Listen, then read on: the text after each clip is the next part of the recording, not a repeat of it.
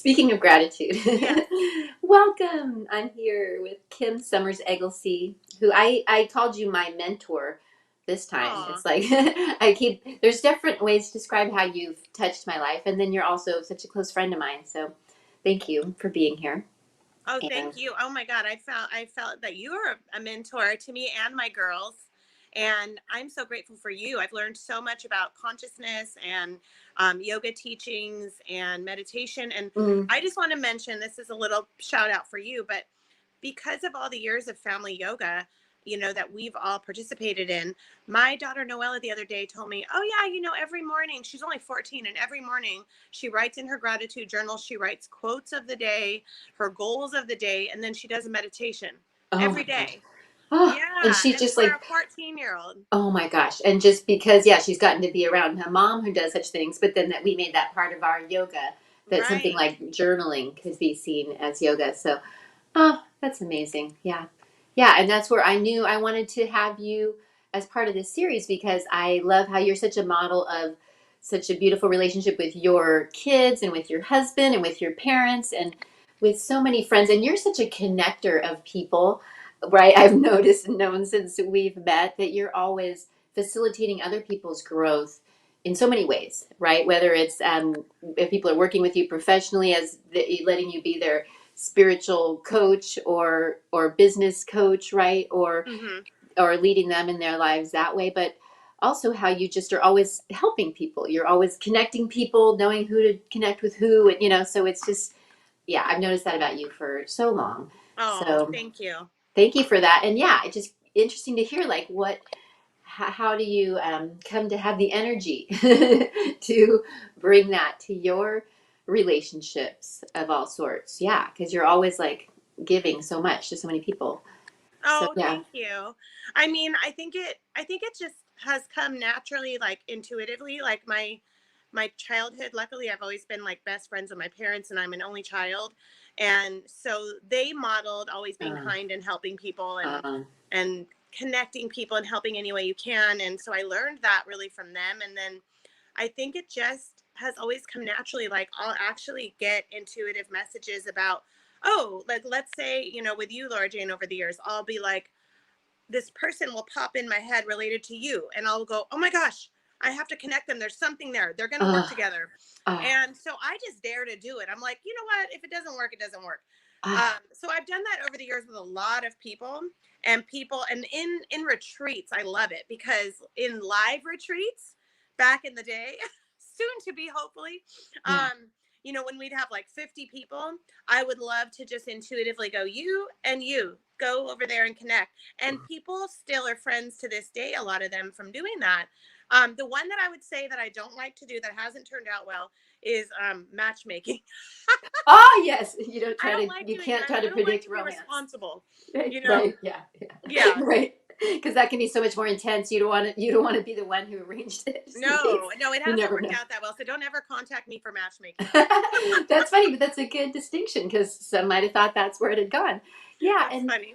and yeah, really so awesome too. And I know you facilitated so many groups over the years and so many masterminds for it's it's just one of the forms of groups. And the other day I was having a tearful moment about how much my being in mastermind with you and the moments that we shared with those women have been so important in my life. So speaking of conscious relationships, right? Like, so I mean, what do you and I love that you, as you've gotten more and more intuitive and tapped in and tuned in, you bring that to your work with others and facilitating that magic amongst people. But yeah, I mean, do you feel like there's anything you want to say about your current awareness of like that mastermind effect and the kind of spiritual aspects of what's happening amongst people that you're Right, aware of? right. Well, yeah, I'll say then and now. Yeah. So over the years, I would say now, gosh, over the last 10, 11 years, I started by reading Think and Grow Rich by Napoleon Hill, which many of you probably have read Yeah. or would love to read. Right now, I'm actually reading it's called, I don't have it in front of me, but it's something about the magical law of attraction with Napoleon Hill. Mm, So it's hmm. funny, I'm back to reading Napoleon Hill. Yeah, me too. Um, Hmm. you must have tuned into that, but he talks about the mastermind principle when two or more people meet, more preferably more people, there Mm. becomes this synergy and this magical energy, and you can almost feel it and you take it with you. Like, let's say you meet with them twice a month, you take that energy with you and it fuels you, as long as those people are supporting, uplifting, and encouraging you and you them. And so it gives you more creative ideas. It makes you feel supported. It gives you feedback on whatever you're working on. So it's Yeah. just really powerful. So I would say, God, it's crazy, but over the years, I've probably, if I count all the meetings and retreats and things, it's probably been like 400. Yeah. Because I like, there were some years where I was doing like 5 groups all in different cities, Yeah. I all remember that. live. Yeah. But it's meeting with a group of like 12 that meets at least once or twice a month, and just exchanges ideas and energy and support, and it's really beautiful. And it's been, I would definitely say the in-person part has been harder. Hmm. The good part is your mind doesn't know that much difference Okay. between virtual. They've proven that it doesn't know Yeah. that much difference between virtual and in person. Yeah. But you still, I feel like we still could use the touch Mm. and the energy in person. Um, and so I have done some masterminds and connecting things online, but I can't wait till I can do some more in person as well. Yeah. Yeah. Because you've really witnessed the magic of in-person Yeah. live connecting. Yeah. And just, and did you find over the years that there were things that you would have to do to like care for your energy being amongst the energy of that? Or were you Oh doing a lot of like yeah. major Yeah. preparation to be able to hold space for that? Yeah, I think that my mistake in the past, I would say in the last 4 years, 5 years, I've shifted a lot more.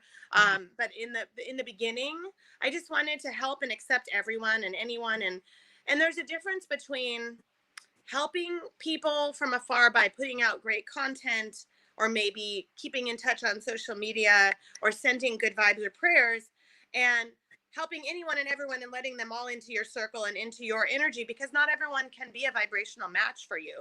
And Yeah. that doesn't mean anything low or bad. It just means Yeah. that we're only meant for some people, and those people are meant for Mm. us, and we don't Mm. need every single person to like us, or us to help every single person. And so you can reach the masses by putting out content like this, or a podcast or whatever. But when you're doing something where you're meeting and connecting one on one or in groups, I would be careful to say, do I really feel 100%? Are they aligned with me? Does this feel right? Because sometimes it just might not be a vibrational match. And I think that I found that sometimes it would deplete my energy, because Mm. somebody was maybe too much drama, or Mm-hmm. they weren't in a place that they really wanted to grow yet. And Yeah. so I would feel depleted the rest of the day. And I had to learn to protect my energy. So now Mm-hmm. I do energy clearing prayers. I use Mm. I use energy clearing sprays. I get great ones from Doris Muna, Mm. and crystals. And I feel like it makes a huge difference. And I also say no a lot more. I Yeah. just am super careful, because I think the more intuitive I've gotten, the more of an introverted extrovert I've become, Yes. Right. which I guess is good for nowadays, right? Yeah. Right. Right. Yeah. But yeah, that's interesting that you've realized that you're able to help more and hold space for people more powerfully when you're more discerning and Hmm. intuitive, and honoring that you can. I love your 100% exercise that you encouraged us to do. So, but that you could do that with people, and again, not in a sense that some people are better or worse or not good enough for you, but you're just kind of recognizing that's an energy and an alignment, and it also frees those people up that aren't in alignment, right, to go connect with who is a match, right? So Right. it is really like a loving thing to do, to approach others like that, right? I don't Well, think and it's we wouldn't have time. I mean, like, I think that when I first became a coach, I thought I just want to help anyone and everyone.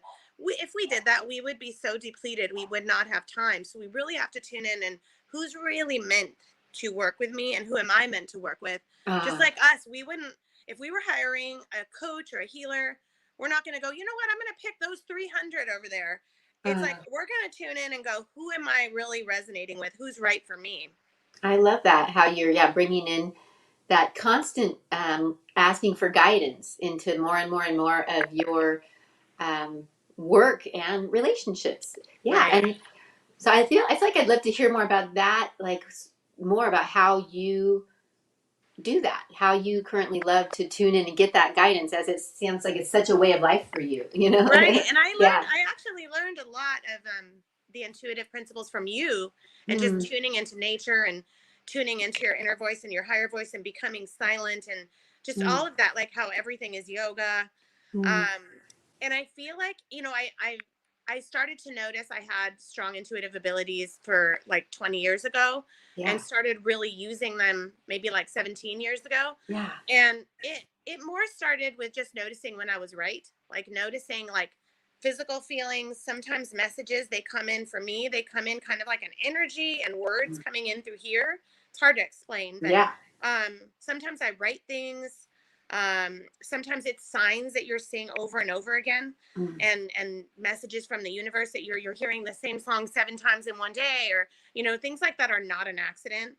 And you can experiment with it. Like I'll do things like the other day, my mom was here and we went for a walk with the dog, and I was just in a really letting go place. Like, all right, I'm just going to have this great, peaceful, flowing walk. And then in my head, I just said, I would love to see a rainbow cloud right now, which is a cloud filled with a rainbow. It's very magical. If you haven't seen one yet, you Mm. can Google it. And I'm not even joking you. 1 minute later, one was in the sky. Mm. And that's not, I don't feel that's my powers or anything. It just was that I was sensing it. Yeah. And then I got to see it because I had let go and was just open. I wasn't attached to seeing it. And Yeah. so I feel like you can get intuitive guidance from so many ways, but especially with people, just experiment with, like if you have 4 people that you're not sure of that are supposed to be in your life or you're supposed to work with, go ahead and write their names down and Mm. just, take one at a time. And what kind of vibes are you getting? Does Mm. it feel like you have an inner scale that's kind of going low, or Ah. does it feel uplifting and high, or Yeah. at least like it's a match, and it'll Mm. help you just trust, Mm. okay, why am I getting that? And a lot of times people will fight their own intuition because it'll say, no, you're not meant to be with this person or work with this person. And you'll go, oh, that was just a fluke. Oh, Uh-huh. they're nice. I am. And you'll find out later Mm-hmm. that your Mm-hmm. intuition was almost always right. So I Right. feel like it's sometimes it's a bunch of experimentation till you start to all the way trust it. Yeah. Yeah. But then how you can get so much more confident with it. I realize it totally goes with what you are really trying to help people do with like what your book is called, right? With or one of your books about living a 10 plus life, right? That just bringing that standard to everything, but doing that through a spiritual practice is really exciting to be like finding that standard and then that you really remind us to do that even in our bodies, right? As a place to like feel the guidance and to know that that's a place for that guidance. So, Right. right. So interesting how our relationship with our body is such a part of that, getting into that, living like that, right? Yeah, and it's a lot of it really boils down to living in the now as much as you can. And so it's Mm, hard. I mean, it's a challenge to me constantly, yeah. but it's the constant reminding yourself. It's through deep breaths, like trying to take a deep breath as often as you can. This one yoga teacher that I know, another yoga teacher that you guys would love each other. I should connect you. But she said that she tells her clients to take deep breaths when they're on the toilet. And I'm like, hey, Right. Yeah, it's like totally. remembering. But just constantly going back to, okay, what am I experiencing right now? How is that making me feel? Let's say you go to a gardens type place. I love that flower. It's beautiful. That's making me feel happy. And that's, you don't need to do that all the time, but doing that when you can is going to train your own mind to be in the now more, and then you're going to Ah, become more intuitive mm, because you're going to be mm. so self-aware that you're going to notice those feelings when they're feeling like, ugh, I'm not supposed to be doing this or working with this person. Wow. Yeah. And how much smoother our life can go and even better things can be, right? And the more aligned our relationships and our opportunities when we're living like that. But yeah, that it's like it brings it down to our relationship with the moment, right? And being able Yeah. to have a relationship with our awareness, right? And Yeah. yeah, wow. And just how much more we're going to up level everything when we're confident enough to live like that, right? And to let it be more and more about all those things that bring us those feelings of joy, for instance, right? Or yeah, just choosing more what we're Yeah. aligning. Like Mm-hmm. consciously, I Yeah. feel like it's really important to consciously do things that bring you happiness. And on my podcast, we had a guy named Rob Mack, and he's a happiness positive psychology expert. Yeah. And he said that one of the top, I think it was like the top 3 ways to bring in happiness Mm. constantly is to consciously schedule in things that make you happy. Yeah. And so, like, I'll give you an example. In the next week or so, I scheduled in my kids and my mom and I going to this gardens place. I Yeah. scheduled in us going to the aquarium of the Pacific outdoors Uh, yeah. um, this weekend. Yeah. We scheduled in going to this place in San Luis Obispo that has camping and cabins and a lake and nature, just all in the next few weeks. But that's consciously saying I need to Right. be in nature. Uh, That's going to help me feel clear and flowing and free and tuned in. And that's important to me to make. I notice it in my family as well. We feel more connected. mm. Oh my gosh. And it makes sense too, because I know one of your passions and some of the movement that you've been such a part of is like mental health awareness, right? And just really wanting to help there. So this makes sense as such a practical way to take care of our mental health. And it seems Yeah. like it's like a no-brainer, but to if we want to be happier, to schedule in doing things that make us happy. And then I love that I've been hearing in my studies with people like Napoleon Hill that the more we get in flow more when we're doing things that we enjoy, right?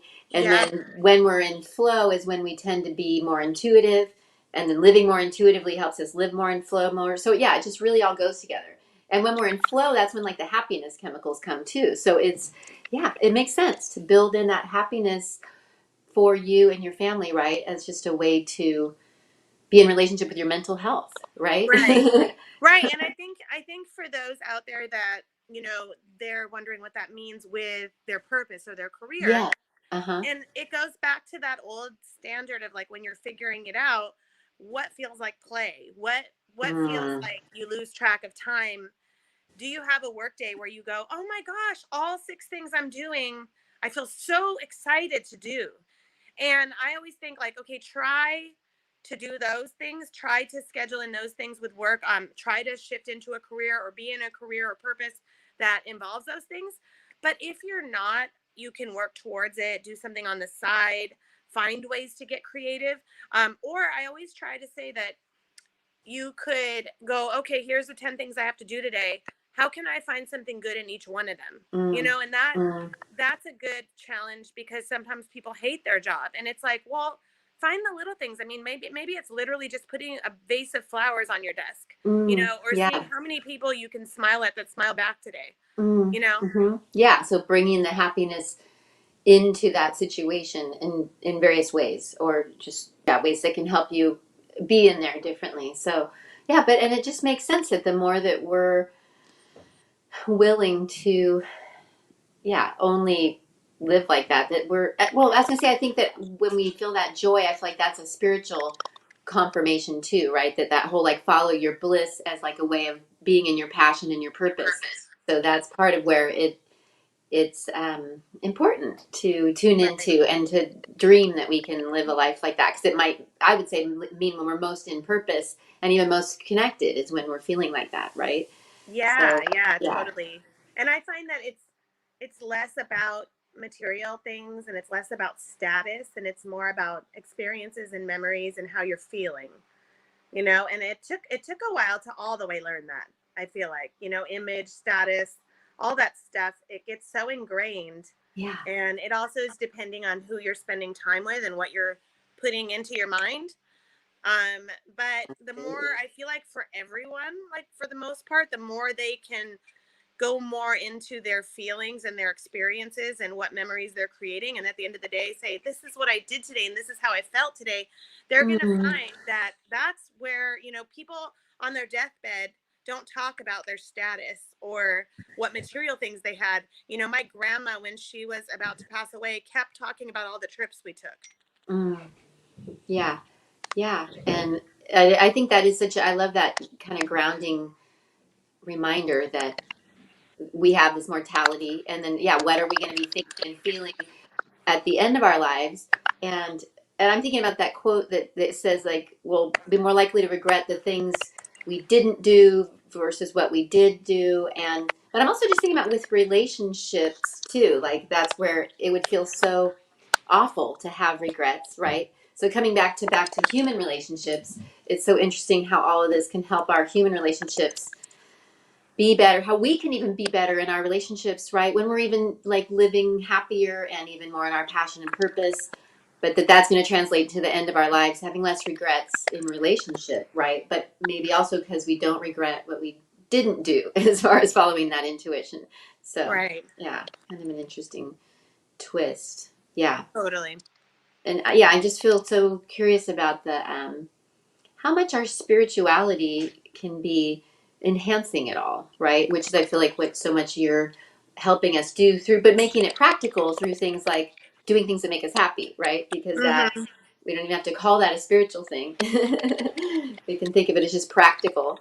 But Right. yeah. I think too, not to, sometimes people get kind of over excited about their new spiritual gifts or tapping into intuition or studying spiritual development, and they want to force it on everyone around them Mm, instead mm-hmm, of just living by example and sharing here mm, and there. And then usually if it's meant to be, the other person will come around and start talking about it or asking about it. um, but just living by example usually makes a huge difference. And mm, also just to make sure that you're, when you're speaking to someone that you are in a friendship with, a love relationship, your children, whatever, your family, I think it's really important to try to step into their shoes before responding, mm. like to pause a minute and go, wait a minute, before I freak out or react, where are they coming from? Yeah. Why are they saying this? And usually, like, sometimes I go to the extreme. I'll go, are they coming from love or good or evil? And it's almost never evil. So it makes you stop and go, okay, don't overreact. And also Mm, the yeah. word listen, like when you're listening to someone, Mm, when you rearrange the word listen, it turns into the word silent. So mm, we have to remember when we're listening to be quiet and to take in mm. where they're coming from. So I am not perfect at all of this. This is all a work in progress, and I feel like Mhm. we all are constant works in progress. So I Yeah. have days where I snap at my kids, and my husband, but I am working on all of this, and it is helpful to know these things and to remember them. Yeah. Right. And then to let your spirituality be where you're getting the strength for it, right? And you're connecting Right. with yourself and your personal development work that you're doing to keep clearing what's triggering us, right? So Yeah, I keep like that. tuning into your heart and soul. That's what, and grounding. That's a big one. You've taught me that too. Yeah, yeah. How much those practices can change how we're going to be with all the stuff. Um, and I feel like one thing I'd love to have let other people hear from you more about because you're so good about this understanding. I feel of things like our relationship with our creativity and which totally relates to our passion and purpose, but I feel like you're so good at modeling and being one of those people who follows the impulses and takes the action, and that's part of why I've watched you, very easily, or seemingly easily manifest the things that you set your mind on, right? And yeah, would you talk a little bit more about your understanding of the importance of that and that moment of taking the action, following the inspiration, versus waiting? Because I remember, I would start to notice with myself, like, and I still have times where I'll wait on things, right? Right. And the energy of that and how that's playing into how we feel and or what we're even creating. Yeah. Yeah, yeah, like creating your own opportunities and jumping into Yeah, them. yeah, you're so Um, good at teaching that. You really got me even more confident just creating my own opportunities, right? And yes. yeah, go on though. Yeah, and that's funny because a post I just posted on Instagram like yesterday was about don't spend your life waiting because the time is Mm, going to pass anyway. And so sometimes we have to dive in, even if we have fears, even if we think, oh, it might not be good enough, it might not work. Do I need to make this perfect? With whatever you're creating, whether it be a piece of art, whether it be a talk or a yeah, workshop, whether it be that you're, building a fence for your neighbor, whatever it might be, instead of waiting for the right supplies or for everything to be perfect, it's yeah, like, okay, do what you can and then just go for it and jump in. And I feel like it takes practice, and sometimes you have to read inspiring things or see other inspiring people do these things.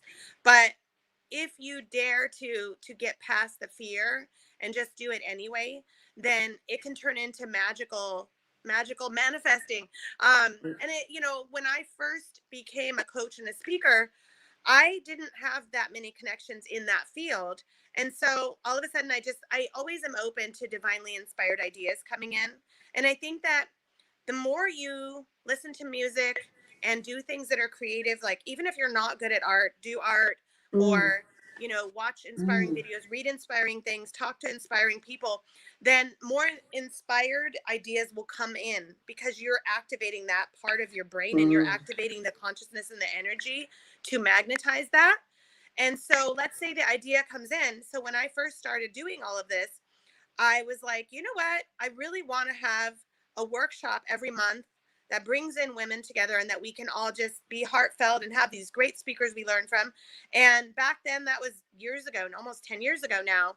But I would do these workshops in Orange County, California, LA, California, where I just found ways through social media and through yeah, my past connections yeah. of bringing in speakers, advertising, and getting like 30 women each time to these beautiful workshops where everyone connected and made new friends and heard these great speakers. But I didn't know what I was doing. Yeah. I just researched, asked around, got the help, and did it. And that really helped launch everything that I do now. It helped with connections and it helped with Mm, me having the confidence because I didn't have as much confidence when I started that, but it built mm, it because I mm. allowed myself and pushed myself in positive ways to Ah, go there. that's such a great reason. Like, if your reason to not do it could have been, I'm not confident enough. That was actually the reason to do it because it made you more confident doing it, right? You But sometimes you yeah, just got to deal with that. You have to deal with not feeling confident enough, and it goes back to spirituality because yeah, if you constantly ask for help and ask for guidance and really make sure you're divinely connected with your heart and soul, but yeah. you're also grounded here as a human to earth, you're getting all the right energy to assist you and help you. Yeah, and I think that's the key too, is that you're so aware, and reminding us to be aware that it's a collaboration, right? And you're getting those ideas from your spiritual self or that part of life, whatever we believe is true about that, right? So that's why to act on it too, because it's not just you having this idea.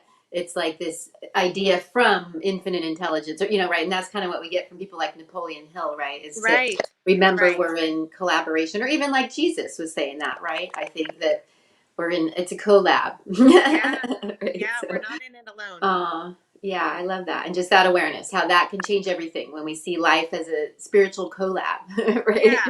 Well, and I think just don't be afraid to where everyone's so afraid of getting negative feedback or for someone to say Mm-hmm. no to you, Yeah. and to realize like sometimes it could be constructive criticism, but also sometimes it's just not the right person to ask, Yes. or that Yeah. person wasn't meant to work with you. And Right. a lot of the greats, if you study the greats, they were told no 100 times before they got a yes, or they went through a series of business partners till they found that right one, so Yeah. it's just realize it's part of life school, it's part of your path and your growth, and so this is all the journey of it. And so sometimes it isn't fun, but it's if you look at it all as learning and it's going to make you Mm, wiser and better, then it makes it all worth it. yeah. That's where that like mindset and perspective still is so important. Which I know you have like a lot of strong NLP roots and things like that too, right? Which I'm sure is part of what's helped you Yeah, transmit it clearly to us. But yeah, I love that. So good. Well, gosh, I knew we would easily come to I know. 30 minutes, but is there anything more that you feel like you want to say along the lines of conscious relationships or anything that you didn't get to Lately say? I've just been my big thing I think right now, especially with COVID going on, Yeah. is the word mindfulness. And Mm, to practice mindfulness, the more we can do that, the more we can be happy in any circumstance or situation. mm, And so my podcast is Talk Purpose and Truth. mm-hmm. And we just had an episode out like 2 weeks ago on 10 ways to practice mindfulness. And Okay. it's only like 25 minutes. Yeah. Great. And it's on every platform. So Okay. I'll just give a little plug for that just because Please, it no, is that's what I related always want you so to do. much to this. And it's so important with relationships to be Yeah. mindful. Like Right? that's going to improve your relationship with yourself and with others, just the act of mindfulness alone. I agree that that's the root of being more conscious is mindfulness, right? That's the Right. only way we can be more conscious versus unconscious is to be more mindful. And yeah, so thank you for reminding all of us. That'll be helpful for me too. Yeah, Bringing it our back to friend basics. Dr. Wayne Dyer would talk about that a lot, Uh, right? Daddy Dyer. Well, thank you so much. And yeah, will you also say your or any other places you want people to be able Yeah, to you find you can and find follow me you? on social media. Hmm. It's Instagram is at Kim Life Coach, and Facebook is Kim Somers Egelsee. Okay, great. Thank you, Well, Laura Jane. thank you so much, All Kim. right, love And you lots. yeah, love you. And thank you all for being with us. Bye. Bye. Namaste.